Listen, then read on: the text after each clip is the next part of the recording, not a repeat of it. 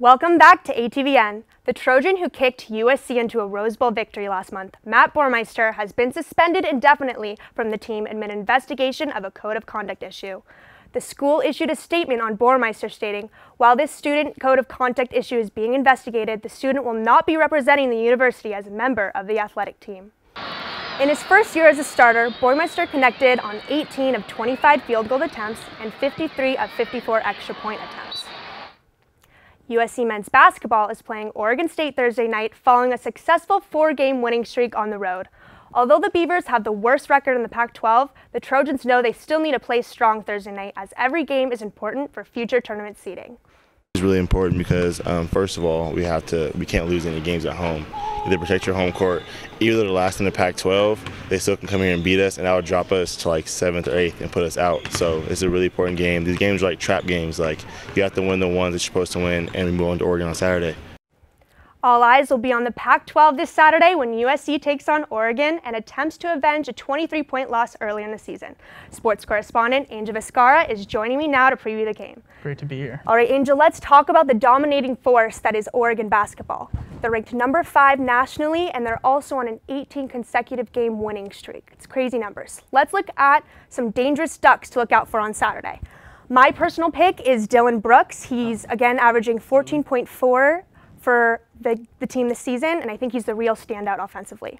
Yeah, when you talk about Oregon, you've got to bring up a guy like Brooks. Hit the big shot that got them into national talks when they beat UCLA. The team high scorer, he's going to do a lot against Trojans and cause a lot of problems for them this weekend. Then we look to some of the other guys who are really big impact makers for them. Like you said, you don't go on an 18-game winning streak without other stars. Tyler Dorsey, an LA guy out of Maranatha High, he's a big scorer for them, provides a lot of athleticism for their backcourt. And then a guy like Chris Boucher, he's their big man out of Canada. He's really the rim rattler for this Oregon Ducks team. Exactly. Will be interesting to see how this plays out, but I'm also interested in learning. Let's take a look at some keys to beating Oregon on Saturday. So personally, I believe the home court advantage is really important. I think if we look at UCLA's game, we had so much energy in the crowd. The Trojans were really fired up being at the game and feeding off of the energy and really rose to that. And I think that will definitely be an advantage for them in the Oregon game. Yeah, in a big primetime game at the Galen Center, it's really hard to beat down a Trojan team when they're at the Galen Center. USC's in the game anytime they're playing at home. We've seen that on multiple occasions this year. And we look at some of the other tips we mentioned. Getting off to a quick start against Oregon. All they've done this year is get up to big leads and then tighten up in the second half of ball games. USC is going to need to get to a quick start before Oregon can really establish that defense. In addition, now that Benny Boatwright is back, he hopefully will start off strong on offense on Saturday. He's been strong, although just coming back after a 2-month pause. So I think it's definitely good that we have him back now. So definitely we'll keep out for his performance on offense. Absolutely. All right, well, Angel, I think we can agree this game will certainly be the starlight for USC Sport on Saturday night.